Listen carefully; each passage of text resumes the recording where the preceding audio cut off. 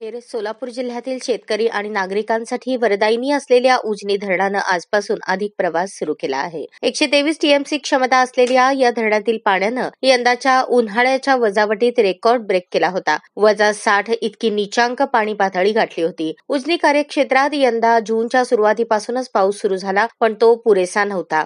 गेले 57 दिवस वजावटीत असलेलं उजनी धरण प्लसमध्ये तरी येईल का, अशी चिंता जिल्हावासियांना होती. पुणे आणि परिसरात यंदा कमी पाऊस झाला, मात्र गेल्या आठवड्यापासून पावसानं धुमाकूळ सुरू केला. गेले 2 दिवस तर आभाळ फाटल्याप्रमाणे पाऊस सुरू होता. उजनीकडे येणारा दौंड विसर्ग 2000 क्युसेक वरून आता तब्बल 1,50,000 क्युसेक इतका आहे. उजनी धरणाचा मृतसाठा म्हणजेच वजावट आज सकाळी 1 वाजता संपली. आताच्या स्थितीत उजनी -60 संपून आता अधिकचा प्रवास सुरू झाला आहे. दुपारी 1च्या वृत्तानुसार अधिक 2% इतकं पाणी उजनीत आलं आहे. उजनी अधिक मध्ये जवळपास 117% क्षमतेने भरू शकते. उजनी कार्यक्षेत्रात काल संध्याकाळपर्यंत कमी पाऊस झाला आहे. तरी देखील दौंड विसर्गामधून दुपारी 1च्या वृत्तानुसार 1,88,000चा विसर्ग सुरू आहे. उजनी सद्यस्थितीत 64 टीएमसी पाणीसाठा झाला आहे. उजनीवर असलेल्या काही धरणांमधून पाणी सोडण्यात येत असल्याने उजनीकडे येणारा पाण्याचा प्रवाह अजूनही चांगला आहे. अशी स्थिती आठवडाभर राहिल्यास उजनी पूर्ण क्षमतेने भरू शकेल अशी शक्यता वर्तवली जात आहे.